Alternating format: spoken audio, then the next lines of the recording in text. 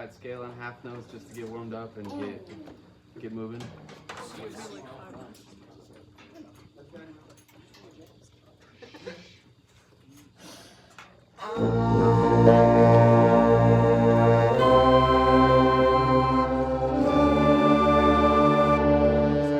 Half notes, please. Ready?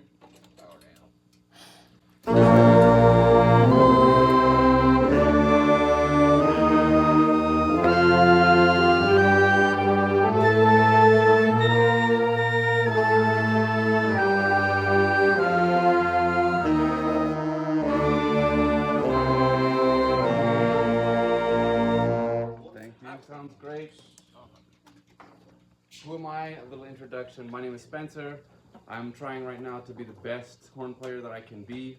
I started out in middle school being told that I need to have firm corners and support from the diaphragm in order to play. And that has caused me a lot of tension. And so we're going to talk about how I found ways to unravel that. These people are influences that have helped me a lot. This is Arnold Jacobs, former principal tuba of the Chicago Symphony. This is Bill Vermeulen, who used to teach at Rice University in Houston, Texas. That is Jan Kagras, who used to teach at the University of North Texas. And this is Alan Vizzuti, who is a jazz soloist. Their teachings have all been around what Jan says is doing less. Bill says corpse face, like everything here is just released and relaxed. Alan Vizzuti says no buzz, and Arnold Jacobs says don't formalize, like don't make things more complicated than they need to be. So this part is a little bit brass specific, but we have questions about how we make the tone go up and down, because we have so many different notes we can play with the same finger combination. Does anybody have or remember how we make the tone go up or down on brass instruments?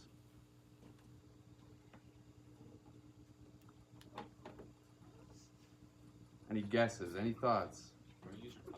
Tongue. Yeah, who said that? Oh, we have sax player weighing in. Yes, tongue. Okay, we will have a MRI video demonstrating this.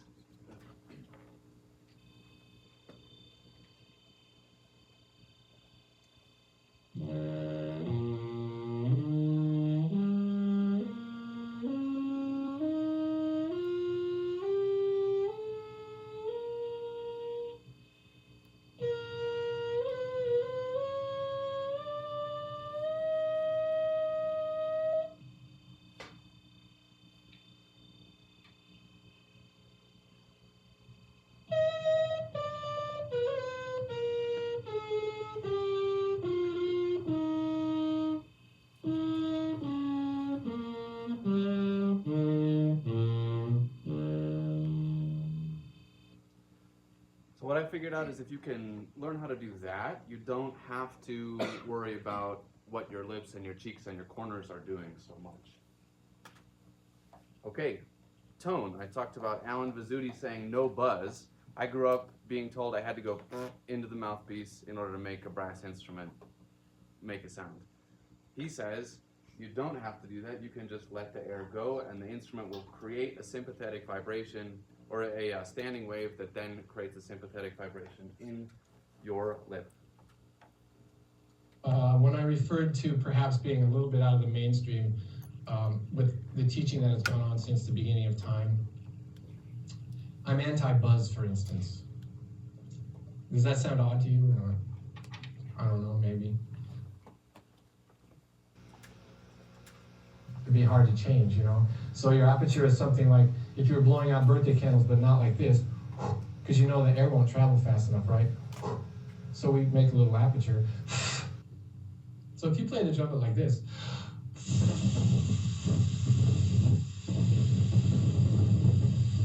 steady, steady, steady, steady, even, you get results.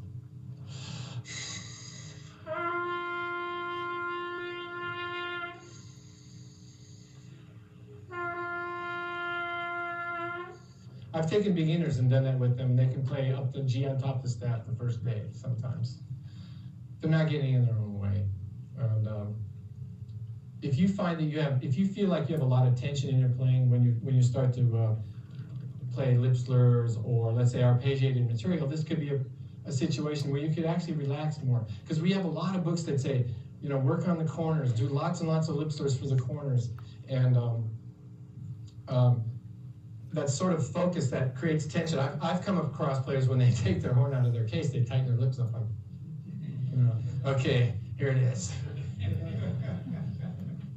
It's so true, isn't it? And now we're going to hear him play.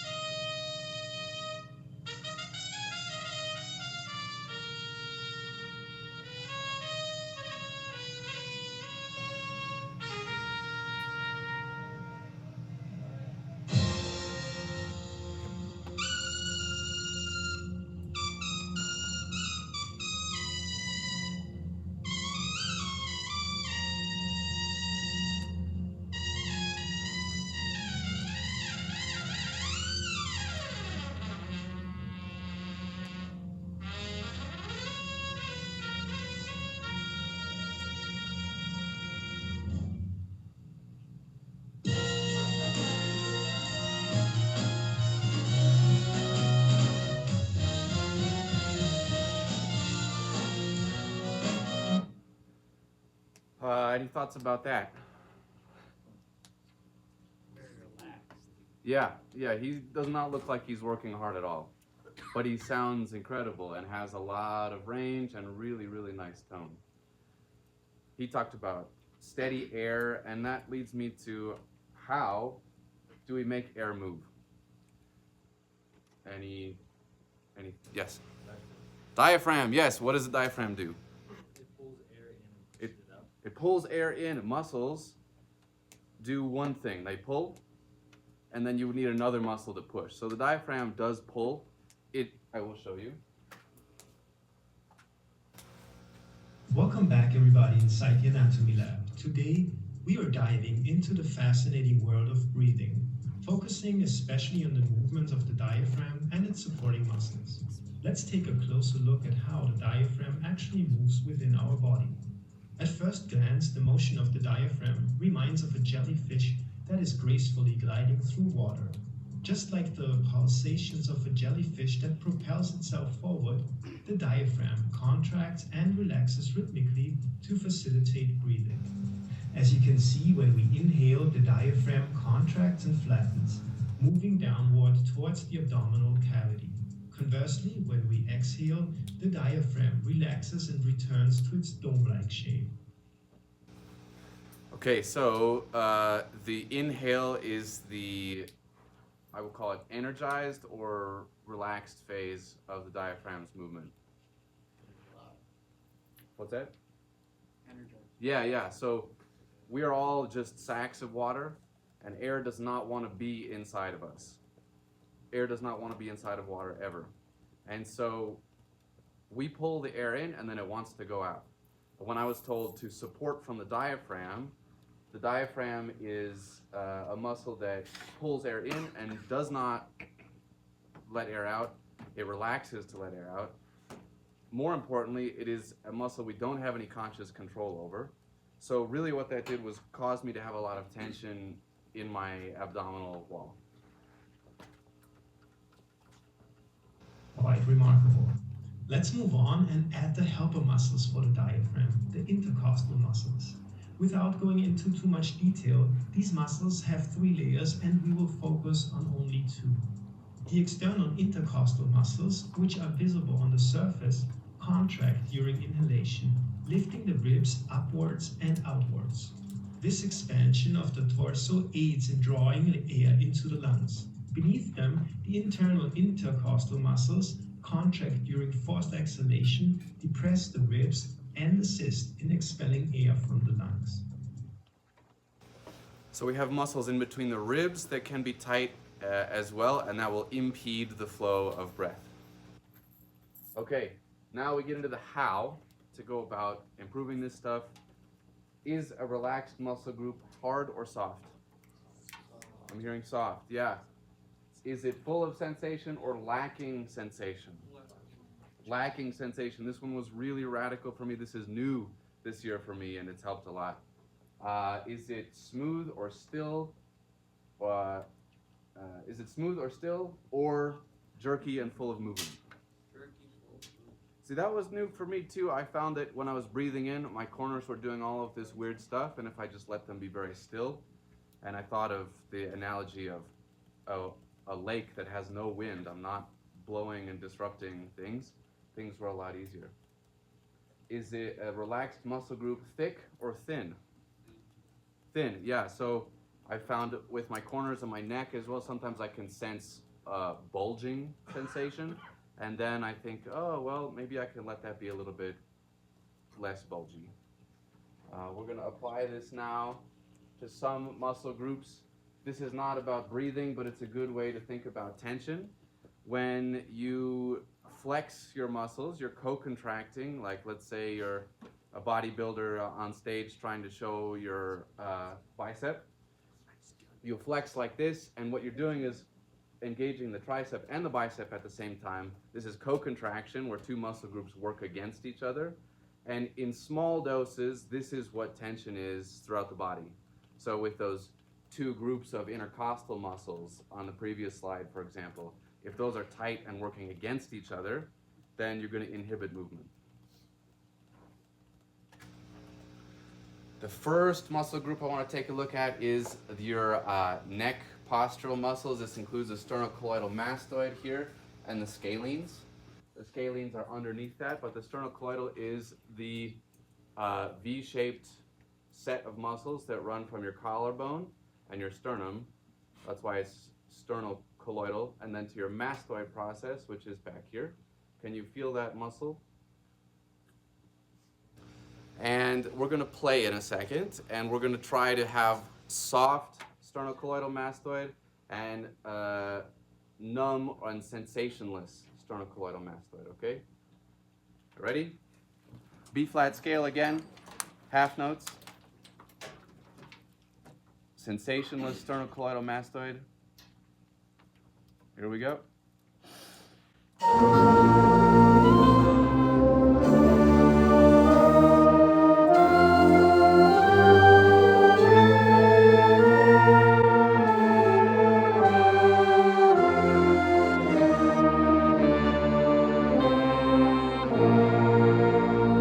Thank you. Any observations about that? Yeah. Your neck is stiff. Yeah, okay. A good observation. Anything else?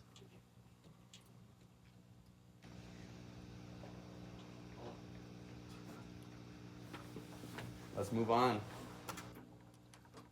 Opposing this on the other side of your neck is your suboccipital muscles. They attach from your top vertebrae up to your occipital ridge, which is at the base of the back of your skull. Can you feel those with your hands? Do they feel hard or soft? Can they feel any softer? Can they feel even numb and sensationless? Let's give this a shot with our B flat scale. Ready?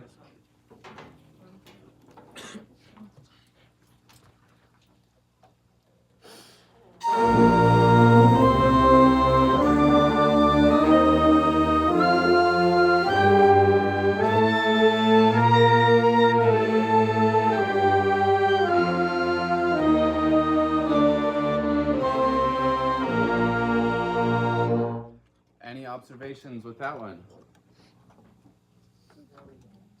More relaxed. Nice. How does that affect the experience of playing? Good? Yep. How did we feel our tone was? I think I sounded pretty good, especially on the higher range. Yeah, I found that this suboccipital, especially for high range, gets very tight for me. Any other observations? I'm just noticing I'm not playing an instrument, but I'm trying these different things out, and I'm noticing my head angle when I play affects that. Yeah. If I have my head too low, I feel the tension back here. If I have my head too high, I feel the tension here, and there's an equilibrium there. Yeah, right. So this really affects posture as well, because if you can find if the front and the back of your neck are soft and you're not falling over, it means you found an equilibrium to be balancing in. And this is where the stillness has come in for me as well, sensing little tiny movements of my neck before I get ready to play. So let's go for a B flat scale again, and notice as you breathe in and bring your instrument to your mouth, do you have like jerky little ticks that happen in your neck? And can you just be in balance and stillness? Here we go.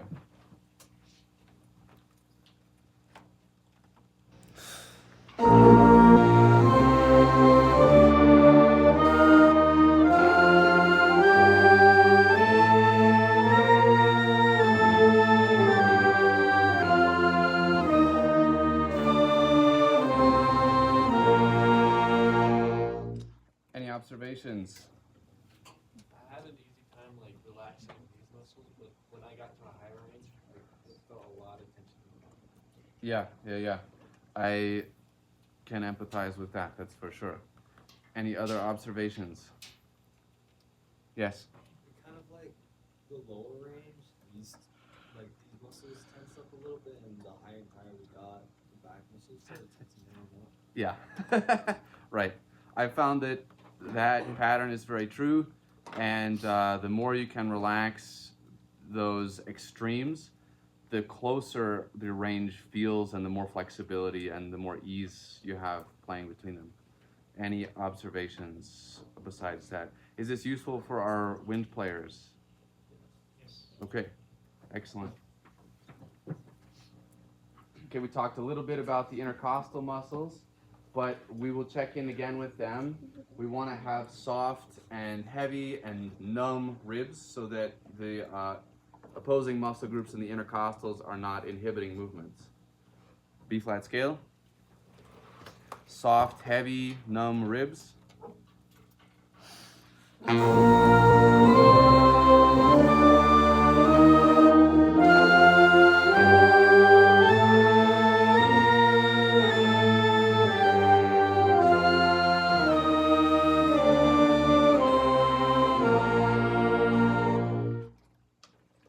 Any thoughts about your rib sensation?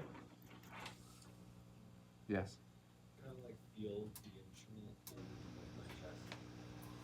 Yeah, we have, if we're not generating so much muscular sensation, you're available to sense other things. You can listen better, you can feel better, you can feel the vibration and your intonation better. Was there another hand on the left side of the room here? You can sense like when you need quicker air. I love it, yes. So your flexibility in terms of air speed is more available, yeah.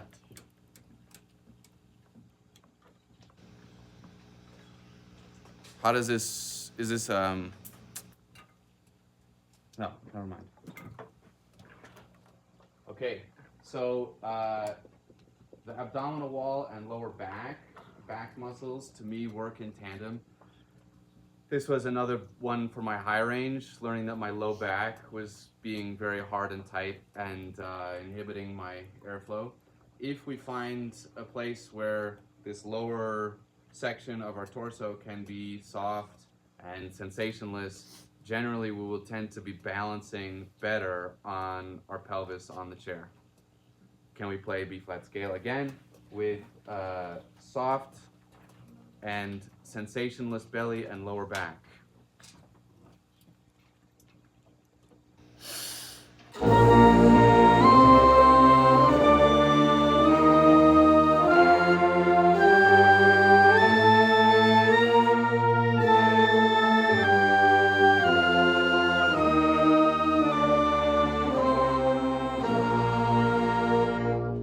Nice, sounds good. Any observations? Yeah. I felt less tense. Fantastic. That's what we're after. Any other observations?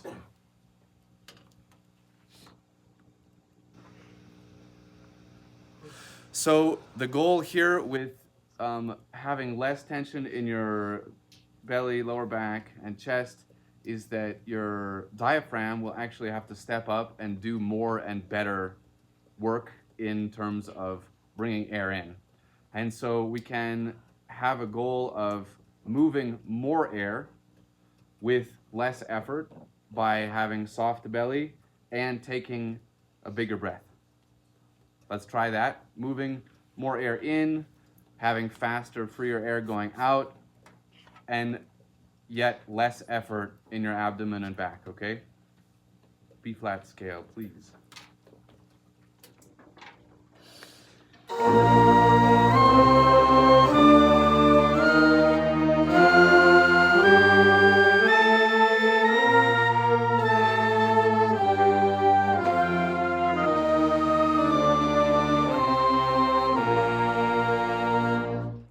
Were you able to move more air with less effort? Yes. Nice. How did that feel, and how did that affect your playing? I felt way better than I used to. I felt worse moving. What's that? I felt worse moving. Yeah. It's the difference between notes feels a lot less bumpy to me when I do this. Any other observations?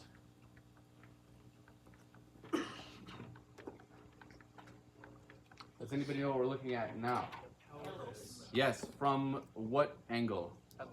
Above. Yes. So the muscle membrane here is called the pelvic floor, and it sits below your internal organs like your intestines, your stomach, your kidneys, your liver, all of that stuff.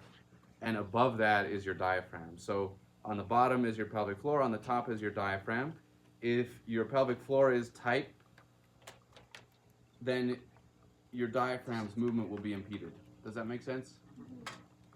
Let's do the same scale with soft, sensationless pelvic floor, okay?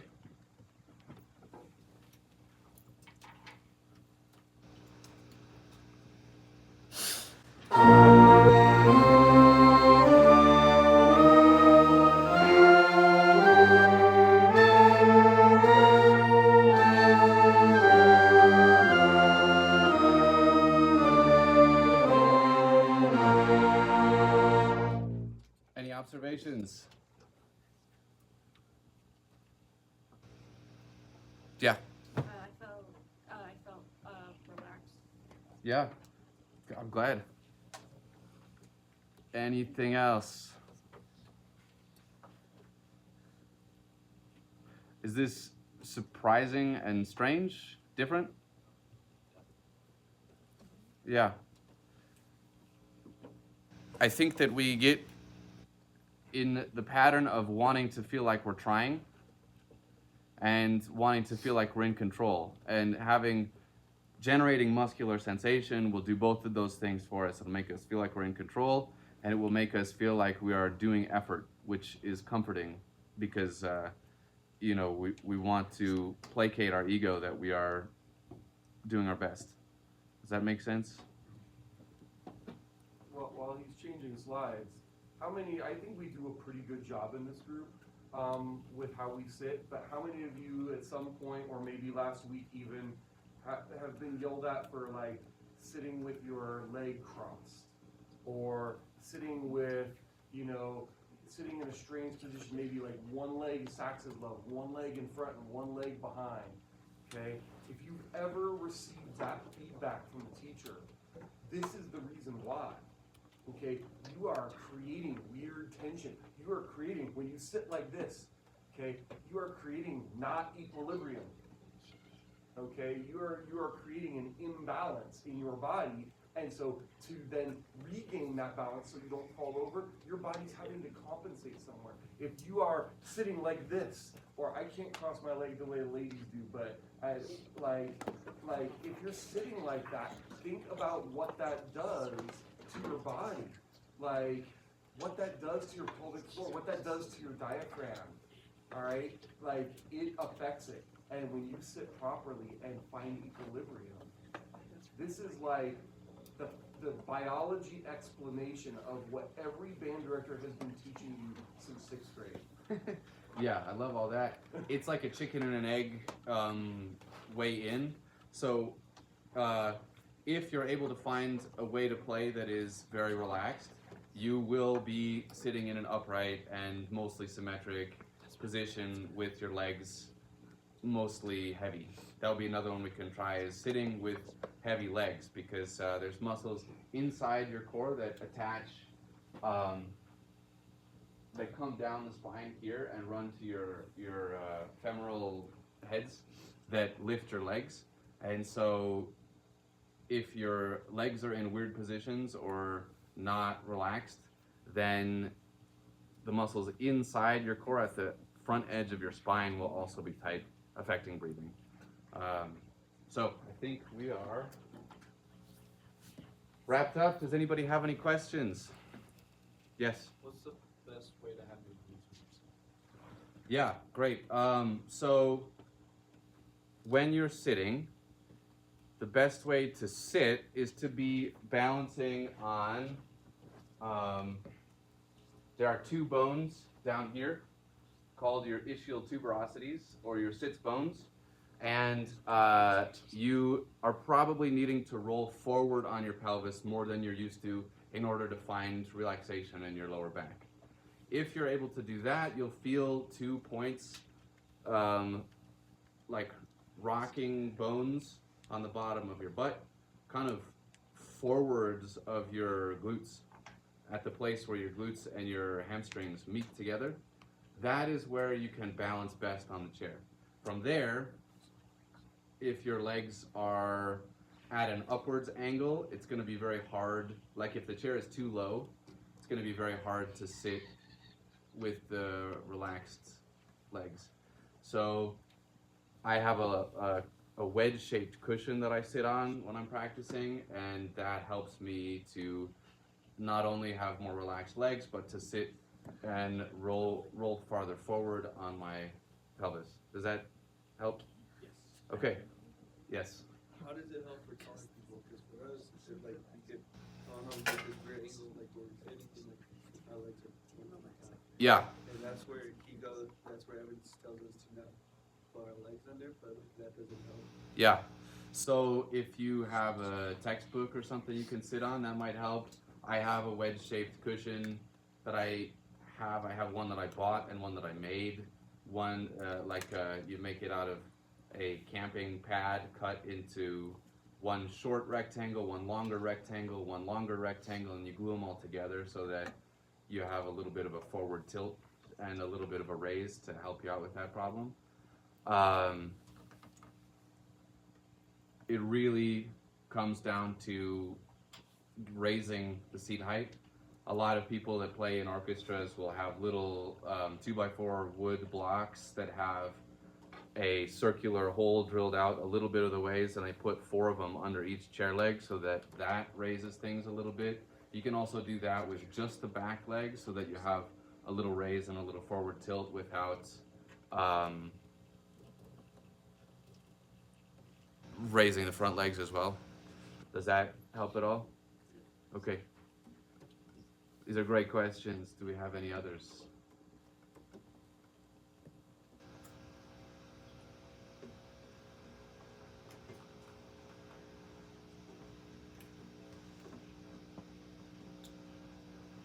Any final observations?